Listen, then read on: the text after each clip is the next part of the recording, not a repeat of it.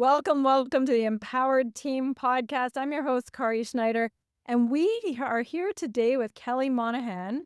I am so excited to have you on as a guest. This is near and dear to my heart. This is Dr. Kelly Monahan. You've done research, you've been studying the intersection of AI and talent. So we're talking the workplace, we're talking the future of work. You've been studying this for the past decade, leading at places like Meta, Accenture, Deloitte. You've been a best-selling author with the book Essential, and that's a book all about teams and that human intersection, as well as you've been frequently quoted in the media, and you've even been a TEDx speaker, which is so cool. And you've got another book coming out this September called Reclaim the Plot, which I'm sure we'll get more into. But I'm not doing your bio any justice. I want to throw this to you and just say, how did you start becoming interested in studying this kind of intersection between AI and humans before it was even really in our faces and relevant? Like, how did this happen for you? It's funny. In foresight, or in hindsight, I can talk about this, in much more detail than I think when I realized when I was growing up. So, first things first, I'm from Rochester, New York, not too far from Canada, in Toronto. Toronto's one of our big cities, and Kodak was the big employer in town, and we all know Kodak. They missed the digital camera revolution. What most people don't realize, they actually created the digital camera and were unable, from a culture and leadership perspective, to change their business model. So what did that result? Like, little Kelly growing up in Rochester saw 45,000 people leave Rochester because they became displaced. And so that was, in hindsight, a pretty traumatic experience because, I'm in middle school, high school, looking around, and our class sizes just kept shrinking and shrinking. And my parents worked at Kodak. And so I saw the stress every night at the dinner table of, do I have a job? Do I not have a job? And so I saw this social contract change in real time between what happens when companies miss the technology revolution. So fast forward, then I go and I want to go get my business degree. I get into HR because I'm like, I want to develop leaders. I want to engage workers. Like, this is the good part of business. Let me go do good. And my very first assignment is reduction in workforce. And so there was this technology called robotic process automation. I call it baby AI, back in '07, '08, on the heels of the financial mortgage crisis. And I did not develop leaders or engage employees, but I actually looked 200 people in the eye one day and let them know they no longer had a job, 12-hour day. And at that time, one of the stories and why I got into what I do is one of the women came back to me and said they actually came back to the building the next day because IT forgot to turn off her badge. And she said, if you guys knew this technology was coming, this, RPA, robotic process automation, why did you not tell us? Like, why was this a secret project at this company for the past year? And now I have this job that I'm no longer marketable. You're sitting back out in the labor market that I don't even know what this is. And so that's why I really, for the last 20 years, I've dedicated my life, research and study to figure out, how do we make sure that we don't have more Kodak case studies for towns like Rochester? How do we make sure we don't have more conversations like that conversation I had with Mary almost 20 years ago now around technology is coming. It's always going to be disruptive, but how do we manage it right? And how do we humanize it so that people don't get left behind? Okay, you are just pulling my next question right out. Okay. How do we humanize it more? How do we prevent technology from blindsiding people and rather creating some level of whatever the solution is? Maybe it's integration, maybe it's education. How do we do that? What does it look like? Yeah, I think the one thing that, if we look at like workplaces for the last 20 to 30 years, the one thing that we've become pretty addicted to in our culture is efficiency and scalability. And so, yes, it's created cheap products. It's created a lot of great ways for us to rethink business models. But the expense, the unintended consequences of that is we're spending less and less time learning on the job. Josh Bersin did this obscure study and found that the average worker is learning 4 minutes a week. That's certainly not enough to keep up pace. What I recommend to people that I advise is you need at least 20 to 30 minutes a day on the job. Not after work, not after you're tired, not after trying to put your kids to bed, like on the job while you're fresh, you have to be learning. And so one, I think we need to reinvent the way that we think about culture and what the job actually is. Learning has to be a part of that. That's not just a nice to have. And then I think the second thing is, and I shared a story of my time in HR, I don't think we're leading with enough trust and transparency right now. So we know there's this technology called AI. We know it's going to be disruptive. We have a pretty good idea of where it's going to be disruptive in terms of job roles and within organizations. This is not something to shy away from. I think this is as leaders to say, hey, you know what? Maybe I have a team of 150 software engineers. I know by 2030, this team's going to be half the size because I'm going to be working with AI agents. How do we either get you into another part of this organization or reskill you or upskill you so you can go back into a different profession? Those are the conversations I think the workforce is wanting to have, but very few leaders are having them today. That is so key, considering the reskill you or upskill you, considering Mm. that we're still thinking about the people here, and it's not just about the efficiency, it's gonna be about what's gonna be the best use of our resources. And our Yep, that's resources right. aren't just technological, our resources are human at the same time. And it creates a level of creative thinking, it sounds like, Yes. in what you're looking at here. Oh, 100%. This is an analogy I've been saying at my keynotes recently because it requires human ingenuity, right? At this moment, as any technology tools do. And here's what I get concerned about. Like to me, the analogy I'm anchoring on right now is AI is the elevator of our time. Before the 1880s, we only built stories that were, buildings that were 5 to 6 stories tall. As soon as the elevator came on, we didn't get super excited that we could go from floor 1 to floor 5 faster. Instead, we thought, let's go reimagine the blueprints. And for us, I think this is the moment we need to reimagine the blueprints of work and leadership of what this now looks like so we can begin to build skyscrapers within our functions and our organizations and within our societies. My fears, and I don't know if you're seeing this on your side too, is most leaders are like, Kelly, I can move so fast now with less people from floor 1 to floor 5. And we're losing that sort of imagination and human ingenuity that I actually think this moment requires.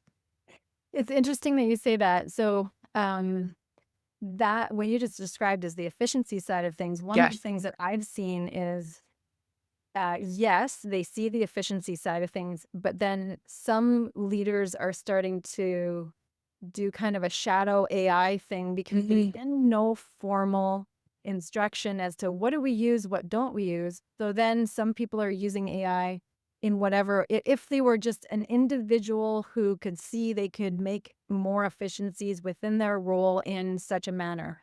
But then the company as a whole ends up scrambling, going, Right. wait a second, we need an AI policy, we need some governance. And then there's some fear around security and vulnerabilities. So then it becomes, well, we're going to put some really strict guidelines in that might come from HR, for instance. We're going to put these really strict guidelines in, and then everybody's afraid to use AI. So it's this combination of the pendulum swinging both one way, where we're going to go with something that's going to be really efficient. We're going to get rid of these employees. I've seen that a number of Yep. times. And then swing into the other end where we're like, you've got companies who are concerned that, well, if we use AI at all, we're going to have problems. It might be a Yeah. vulnerability. So we're going to put really strict rules around it so that that can't happen. Are you seeing some of those same kind of spectrum ranges there, one end to the other end? I think you like so well articulated exactly what's happening right now, which is why I think people are stuck. Like there's no middle happening and on Mhm. that spectrum. And to your point, the increase of shadow AI usage is huge right now. And that's often because to your point, people don't have role clarity. They don't understand what's right or wrong here in this kind of circumstance. And or like we just know people, like we will choose the path of least resistance. And so if the company issue tool is not working or is not good enough, we will go find an AI tool on our own to actually work faster and get our work done. So I think you absolutely have a lot of that. And then to your point, I work with a lot of regulated industries who really have so much personal identifying information, sensitive information. Like I'm thinking of healthcare as an example. And I don't know if there's trust yet with a lot of the AI companies who are developing these models that those are trustworthy companies to actually offload a lot of IP onto as well as sensitive information. So we're at this fascinating point right now where even though the technology has been around for a while, the companies who are leading this have been around, for 3 to 4 years in many cases. When I think of OpenAI or Anthropic, and then Meta, and my former employee has like a so-so reputation as it is. And so now they're also coming out with their AI tools. And so I think to your point, what you articulated so well is the complexity that leaders are actually facing with this. And it's so much more than, hey, I need this tool. It's the whole ecosystem surrounding that tool and how comfortable they are playing in that. Well, and the complexity that you speak to, I love that you're shining the light on that, because what seemed simple initially Right. changes so fast that then for many people and many companies, they go, how do we keep up? And that's where, to your original point, which was that built-in learning every single day. And with the speed at which AI is moving, that's going to be a necessary thing. And when I look at this in a couple of the companies that I Mm. advise, I look at it and go, holy cow, what was so different a year ago, now we're going, well, you think that they might put structures in place that say something like, this platform is approved or this platform is not Sure. approved. And then I look at it and go, but now that platform is providing services for that approved platform that you have it as approved, and you have this one not approved, but the not approved one Same. providing services for that one. And then at the same time you go, but if you think that's secure on the cloud, well, if that's in Canada or the US, if the Sure. company's based, then they can go into that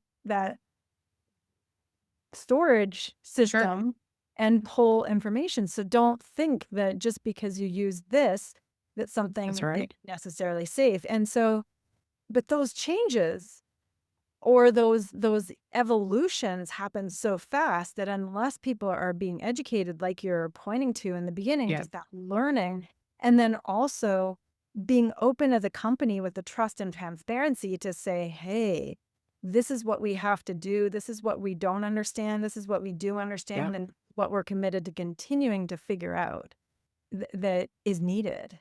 What are you? Yeah. Yeah, and this is why I don't know if you agree with this, but this is why I don't think like leadership, I don't think has ever been harder for people today navigating. And I think most companies and most industries are in a low to no growth environment because of macroeconomic conditions. There's a lot of political whiplash going on. Are there inflation, tariffs? Everything has gotten so much more expensive pretty dramatically. And so I think, against that backdrop is when now we have this pressure to use AI and use it at speed. And I think what's happening is leadership today used to be built on certainty. Like you got promoted because you were certain, you were assertive, you were able to build large teams and make decisions in a fairly predictable environment. That's all upside down. And so the unpredictability is now the name of the game. And when you have unpredictable conditions, you can no longer be a chess master thinking of business as a game to win. I think you actually have to be much more like a gardener and actually cultivating the conditions and the environment so that your people can adapt. And to me, that is probably the hardest thing that I'm seeing on this side is leaders being able to take the chess master hat off and say, you know what? The rules of the game are changing. This is changing like in real time, like you just described. I can no longer use people as a pawn. Oftentimes people were seen as a pawn within organizations. And so something really fundamentally and dramatically is shifting. But I think the hardest part is for the leader, though, to realize you are no longer in control. You are operating within an open ecosystem, and your job is no longer to guarantee results. It's around guaranteeing the environment so that no matter what happens, people are able to adapt. And that is just a whole new ballgame of what leadership is all about today. So what do you think that looks like, Gary? Not being in such a controlled environment, being able to navigate more uncertainty and nurturing that environment more so. What does that give some examples of how leaders might be able to step into that more? They may Yeah, not even know what that looks like. 100%. And I think you're absolutely right. Because I mean, most people have an MBA, never went to a psychology class. Now we're asking them to step in and be pseudo therapists and psychologists and everything else and carry the emotional labor of work. So I get it. Like a lot of people actually did not sign up for necessarily this sort of job in corporate America. But the reality is, what this looks like is oftentimes when I work with leaders, they are so back to back to back to back that when their employees or their teams get on a call, maybe just to be nice, they'll ask really quickly about the weekend and then move right on. And it's all about like, okay, give me an update on this. And it's just task driven. It's very transactional. It's very quick. And I think that causes employees, there's a lot of impression management that then goes on because we're not actually speaking the truth. There's no time for the truth to be heard. There's no space for debate and dialogue around certain things. And so to me, where this all starts and what this practically looks like is getting really good at employee listening, not from an HR function perspective, but from you as a leader. Every one-on-one becomes an opportunity to make sense of what's changing in the environment. And I think Toyota is a really good example of why they ended up, obviously beating out GM for so many years, is they had a lever they could pull on the front lines if something went wrong. There was a mechanism that they could actually get feedback right back up the chain. And they felt empowered and rewarded for actually pointing these things out. I don't think most employees today feel rewarded or powered for pointing out what's ugly within the organization today. And so I think that's a lot of the work we need to do. And then the second thing that I think leaders need to practically do too, and this is just another example, when I was at Deloitte, AT&T was one of our big clients. And they knew they were going to have to over time reduce their workforce as, we no longer have hardwired telephones in many of our homes. And the CEO decided, what, I'm not going to hire external talent for that. We have enough people. I want to repurpose and reskill those individuals who are running up and down the telephone lines to become cloud engineers and like actually start moving us to the clouds. And he went and he put Lego rooms in the break rooms, like Legos with all these structured exercises, because he wanted to signal learning is part of the job. And that muscle hasn't been used in a while. You've been doing the same job for the last 10 or 15 years the same way. This is now part of the requirement. And so to me, the two things I always ask leaders today is what are your mechanisms? What's your Toyota lever to know that something's wrong? What's the space and time that you're giving your employees to do that? And then two, where's the Lego rooms? What's the actual artifact that you're leading through that says, no, it's time to play. It's time to learn because we're involved in a big transformation here. And if that part of your brain isn't lit up, we're never going to be able to make this together. I love how you've described that because I think so many leaders at this point are in positions where there's been so much reaction that they can't even imagine what it would be like to create something that creates an environment of learning or interaction or play because there's been so much reaction Absolutely. in the industry, whatever the industry is, because of all the other economic and other factors that are around.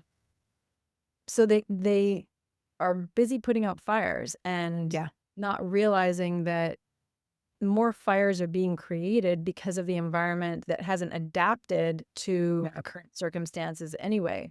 So when you're talking about those transactional environments and then people adapt to that by trying to impress in a way that it's almost a form of psychological fawning, if you will. Yes. Yes. Because you're in an environment that goes, well, is there psychological safety? Probably not. Maybe emotional safety, maybe not. Physical safety, yes. Yeah. But then you're looking at and people don't know what's happening. They just know that in this environment I can't disagree, or in this environment I can't I don't feel like anyone really knows me. I have to keep it always super professional. So Yep. we create to me, when I hear what you're describing, and I've seen some of that too, it creates a ripple effect, not just in the workplace, it creates a ripple effect in society and communities and families in the world, perhaps, that when you're doing the work that you're doing, you're looking at, this is a big wave that's in right now, probably going to become bigger. And how do we manage this? This is the future of work. This is the future of humanity. And you're looking at adjusting it or contributing to it in a way that does what? What would you want to see as a big picture outcome with the kind of work that you're doing in the workplace? So I think, I'll start kind of small and then I'll go big picture. The number one thing that I think is missing from leadership today, and this is what we talk about in Essential, is curiosity. We have lost, I think, the art of curiosity, and that is a skill set of leadership. And I think there's two reasons because of that. I'm certainly no neuroscience expert, but talking to some of my friends who are, their fear is that coming out of the pandemic, many leaders have got addicted to chaos and that we've got addicted to that fire drill way of working, to your point, and that actually is lighting up our amygdala every day and driving us and releasing dopamine and keeping us really busy, and that we actually have to be okay with slowing down. And I think that's really hard right now because that doesn't feel good. And so I think number one is leaders have to be curious. Second thing is, I think as we think about our organizations today, the paradox that I see occurring is if you were on the S&P 500 back in the 1940s, you could expect to be on that for 67 years. Today, it's 15 years. So there's a problem. Like, our organizations are not living as long as they should be. Some of it's driven by, merger and acquisition, but that doesn't explain the delta. And so, like, the big picture outcome, organizations should be existing longer than they are. CEOs should be existing longer in their position. A third of CEOs today don't make it past year 3. And that level of turnover at top, to your point, has that ripple effect throughout the organization. And so I think those two things are going to be really critical to get right if we're going to actually move into the future of work. Now, where am I optimistic of this? I think Gen Z is really curious and I think they're very direct. And I think they're going to be the ones who might end up actually ushering in this wave or tsunami that we actually need to occur. And I feel like all of us who've been in the workplace for 20 plus years are probably holding on really tightly right now and like, probably petrified of the changes that are coming. But I am optimistic whether we want them to or not. I do think a new way of working is on its way in the form of Gen Z. Very cool. Okay, so tell me about the differences between generations because Yeah. you just brought them into the mix in the context. Yes. We've got leaders that have gone through this massive amount of chaos, Yeah. constant stress, constant reactivity. You're looking for more longevity. Great companies used to be that were really, Yeah. they could be 100 to 300 years old. Sure. That's not Yeah. happening so much anymore. And now you're looking at this level of curiosity potentially coming from upcoming generations. So when you're looking at the generations and the differences in the generations, what are you seeing there? Yeah. Every time we talk about generations, I think it's easy to say, oh, well, young people want more meaning and purpose. And it's like, well, yeah, I mean, all young people who don't have responsibility and mortgages and everything, like, sure, you want to go, pursue different lifestyles. But I think that's not what this is about with where we are right now. I think there's actually a pretty profound shift. So when I think about generations and I think about those that are actually sitting on boards today and leading organizations, those are going to be mostly your boomer generation, soon to be Gen X, who oftentimes is forgotten. But I think as you think about that, they have played by a certain rule. So if we're going to go back to like that chessboard example, they have played by a certain somewhat stable set of rules for the last 20 to 30 years. And they've put in their time, they've built their experience. And the number one thing that AI is democratizing right now is experience and intelligence.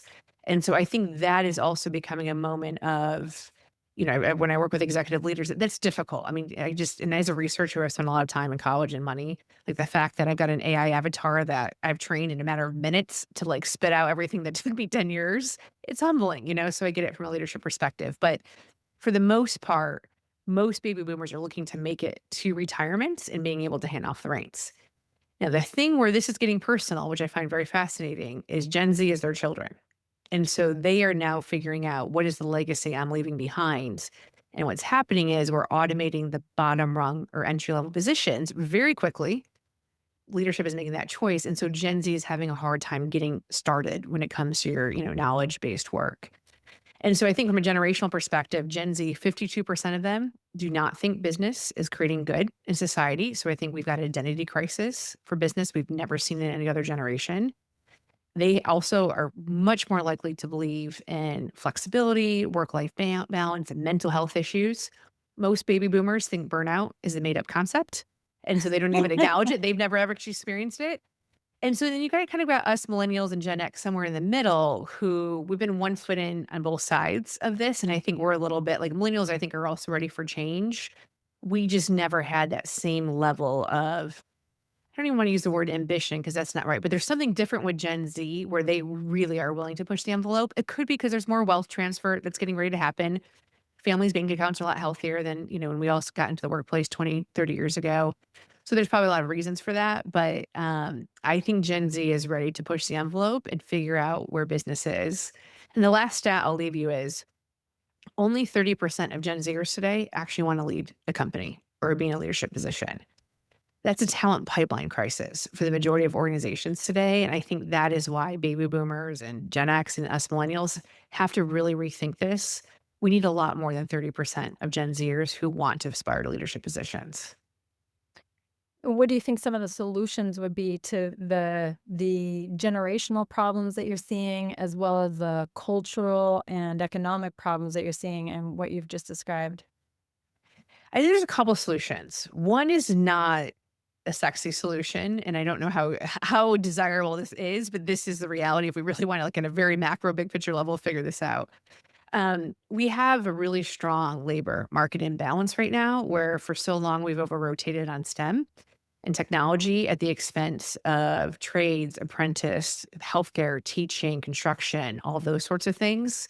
So I think there's a very strong pathway for the young generation today to actually think about careers very differently, where back in the day, you needed to be a doctor or lawyer, and then you had to go work on Wall Street and be an investment banker. And then you wanted to go be a software engineer at a technology company. The next stage may not be a white collared knowledge profession.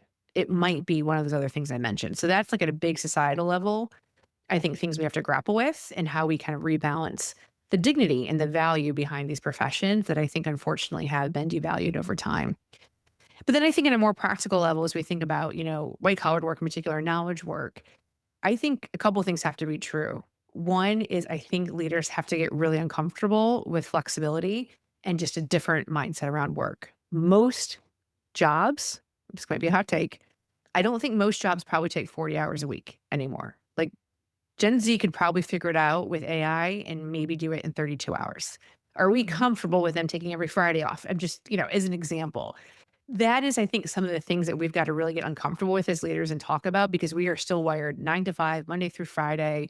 Most companies have gone back into the office at least 3 days a week. That's not fitting the mental model and paradigm of how Gen Z wants to work and live. And so I think that's something we have to grapple with. And I'm not sure there's a right or wrong on either side of that equation, but that is a huge generational divide that I think is causing a lot of friction in the workplace today. I'm on the spot here, so I can't quote some of this, but there's been research from different countries, research from different models of going, okay, what is it like if you did have a 4-day work week, and what if we rotated this in, and there's been some success from what I recall in some of that research with greater well-being, greater still just as much efficiency, but when it's hard to overcome human bias and traditional patterns that, Yeah, well, sorry.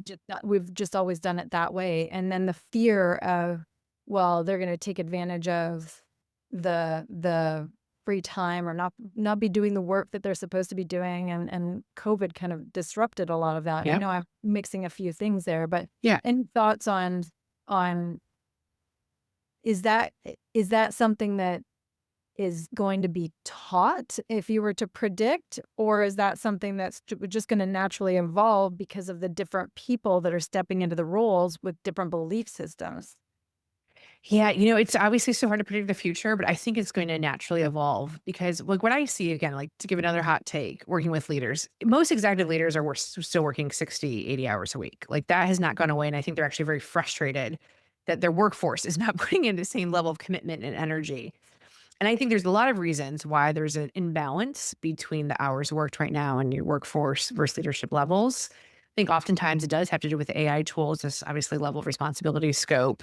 And I also think younger generations may be better at delegating and not trying to take everything on and, so forth. So, number one, I think that imbalance is going to never cause a 4-day work week until leaders actually start to shorten their working hours as well to some degree. Okay. And then, yeah, I think the study that you were citing, I know like Iceland did a big study, like their whole country went in and did a 4-day work week. Scandinavia did it as well. I think the reality is if we look at the best performing athletes or best performing anything, any profession, the thing that separates them time and time again is their level of rest in between performance. And that is not something we think about in corporate. That's not something that we elevate or respect. And I think that's probably, again, another difference that we're going to have to start figuring out if we want sustainable performance. This Mhm. chasing of a unicorn, this really short term, we're going to burn everyone out 80 hours a week. You're lucky to have a job is the mindset today in the majority of organizations and leaders. Yeah. That's not sustainable. And so, like, what's going to happen in the next 5 to 7 years? My prediction is the companies right now that are reducing 20 to 25% of their workforce because of AI. We all know AI is not doing 20, 25% of the workforce. They're just trying to cut cost. Those that are not listening to Gen Z and doubling down on the old leadership playbook, I do not know if they're going to be around in 5 to 7 years from now because the world is changing so quickly. And top high performing talent will eventually get to cultures that are sustainable. And so I don't know. It'd be really fascinating to see like what the next big IBM, GE, like that sort of company is going to be. I Yeah. actually don't think it's a tech company, but we'll see what happens. So on that note, when you're looking at that shift to potentially some of the more, and I hesitate to say blue collar role or trades roles, um, one of the things I've thought many times, I don't have evidence for this, but I've thought as I've watched this progression over the last 3 years more closely, wasn't really looking at AI before that for me personally, but as I've been watching and as I've been learning, I've been seeing that how fast it's been going. Then to me, I think that there's going to be a greater value, and I don't have any evidence for this, but a greater value on the personal experience, on the custom experience, on the custom products, on the in-person experience, even though because we're either burnt out from all of the digital interactions and Yeah. then value something that's different, a perceived value of something that's different than what we've been doing for the last decade and a half. Yeah. What are your thoughts on that where, now let's say the plumber becomes the Yeah. thing that's getting paid just as much as the lawyer, or Yeah. instead of ordering the piece of furniture from wherever, we're really valuing the thing that's more custom because it's handcrafted and the artist, the person who's making Yeah. it, the artist. What are your thoughts on that kind of scenario? Honestly, I think that scenario is spot on. And I think that's actually where the future of work is heading. And the reality is like when you talk to young people and even if you talk to, people who've been in their jobs, and David Graeber had this famous book, 15 years ago called Bullshit Jobs. And what happens is we all make a lot of money, really good money sitting at our desk, but we lack meaning. We lack purpose. Oftentimes we even lack human connection. Mhm. And none of those things are lacking when you start talking about the trades or when you start talking about work that's in service of others, which a lot of that work is. And so I actually am really hopeful that there's going to be a boomerang back. Like everyone wants meaningful work, everyone wants purpose. Well, that might not be in a lot of white collared work, the traditional work that we've been doing for all these years. And I do think Gen Z, you see part of this like on TikTok and some of the social media where there is this energy and this movement towards people are like, hey, I actually am really fulfilled working construction. I'm building homes or I'm doing XYZ. And so I'm hopeful. Like to me, like that would be an optimistic, positive outcome of all these digital technologies. And the company I'll give you as an example where I think you're right of where this is going back to physical experiences is Netflix. So we all know Netflix is the DVD company, mail DVDs to then streaming movie studio. Their big next bet on businesses is in-person experiences. And so they've opened up 2 Netflix houses in Philadelphia and I think one's in Texas here in the United States.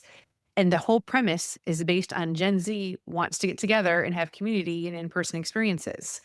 And so I think that's fascinating when you think of a digital company right now actually taking a really big bet and saying, you know what, that's not what the young people want. They actually want to get together and curate experiences.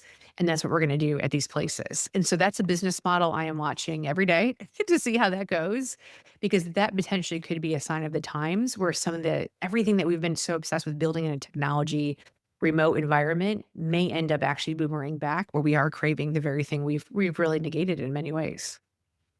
It's so interesting. When you describe Netflix as an Yeah. example, it's so interesting because they were at the cutting edge of seeing what people wanted more of on the technological digital aspect of things when nobody believed that. And then That's and then right. now you're describing the pendulum going the other direction, but the same company seeing it and staying on the cutting edge of that.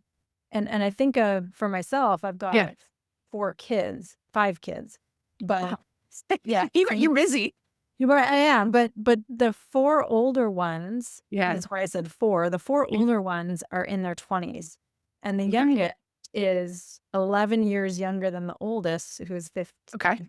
15, so if I look at the 26-year-old and I look at the 15-year-old, I'm learning so much by watching what is interesting to them because you're looking at these gaps Sure.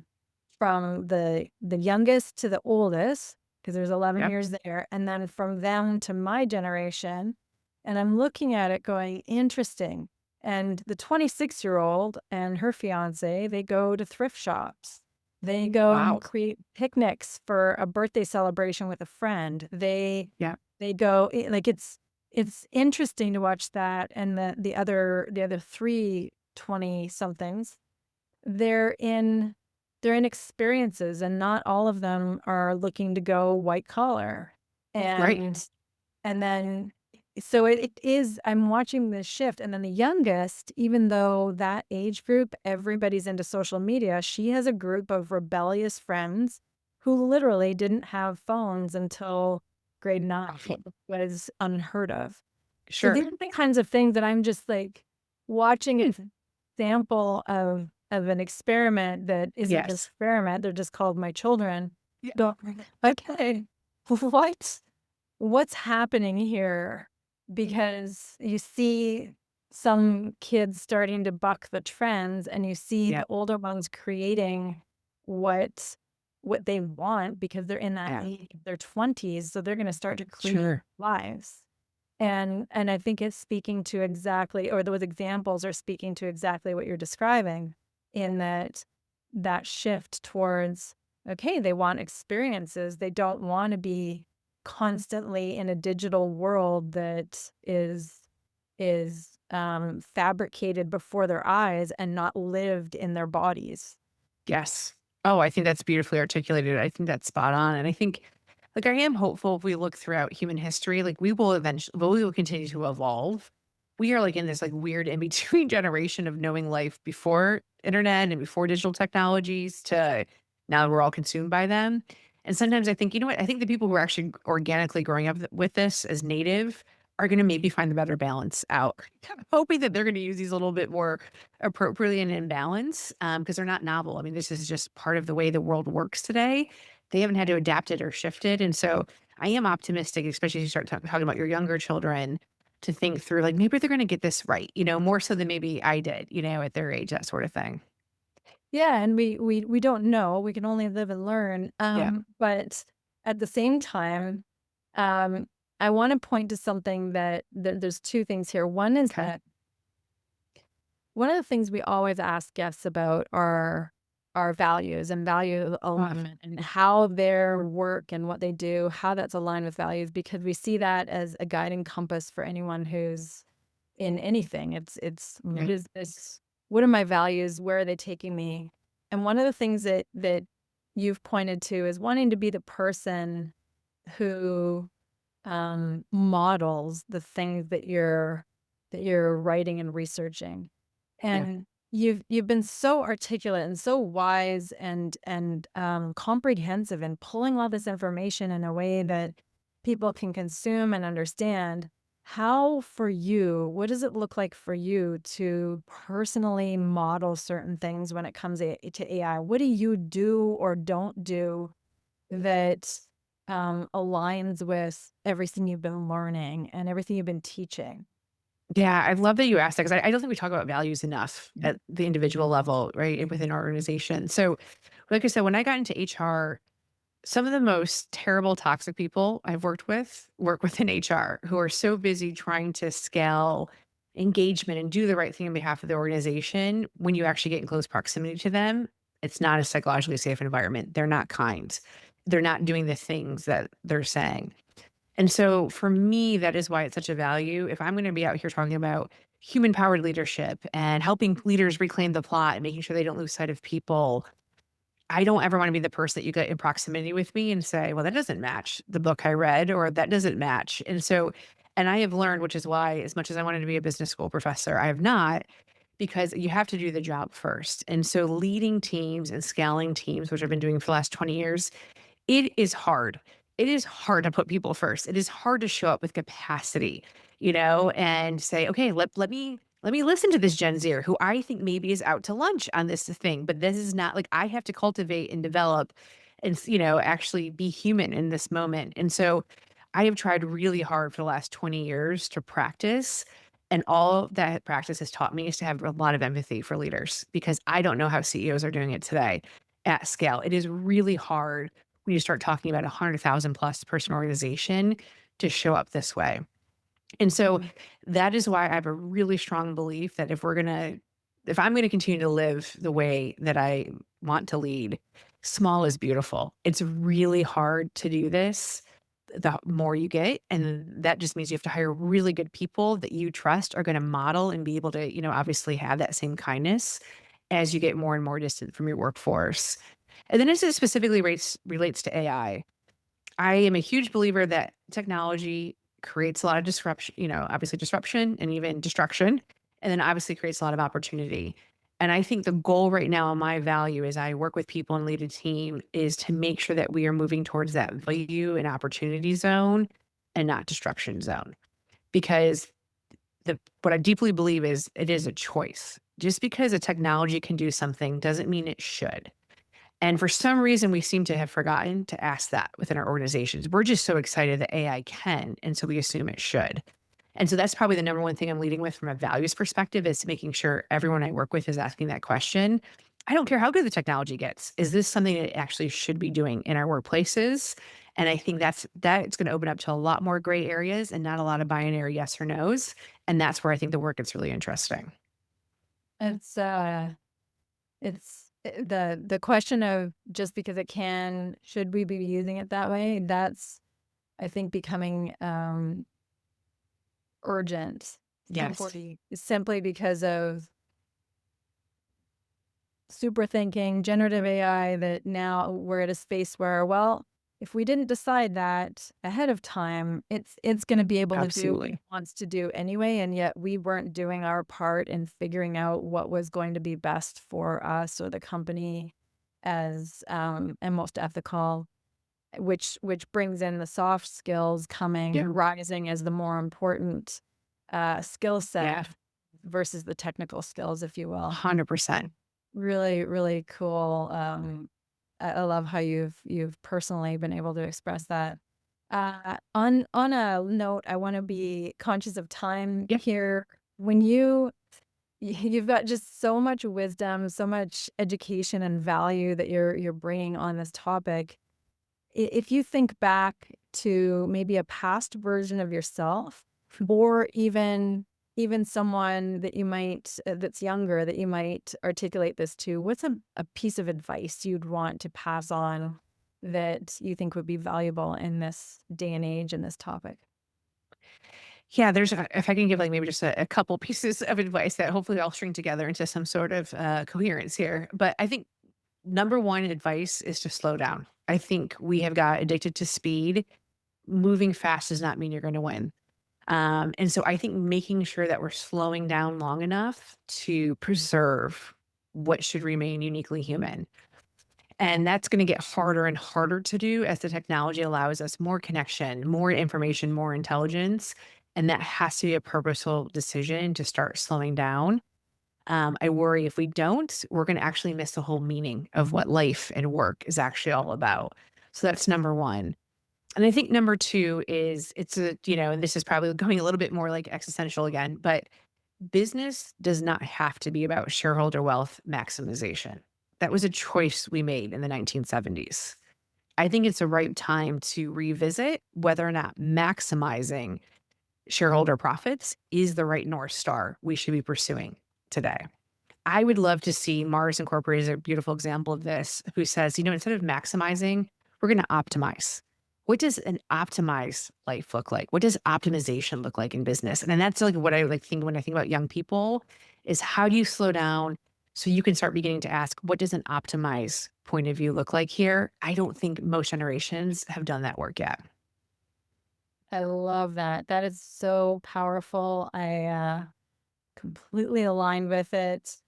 I want to give people an idea of where they can reach you. Your website is drkellymonahan.com. Yep. And then you're also on LinkedIn as well. Yes. Just as a reminder, and the more info we get, we'll put this in the show notes as well, that your book is coming up in September, Reclaim the Plot. And what's available right now, though, is Essential, which will be available right now. That is available. Okay, I am just beyond excited for this conversation. This has been fabulous. I know we could go on, and maybe we'll have to do another one of these to update and speak more about the same types of topics. And thank you for being with us, Kelly. This has been wonderful, and I really appreciate the value you bring. Thank you so much. This was awesome. Thank you so much for doing all the work you're doing too. No worries.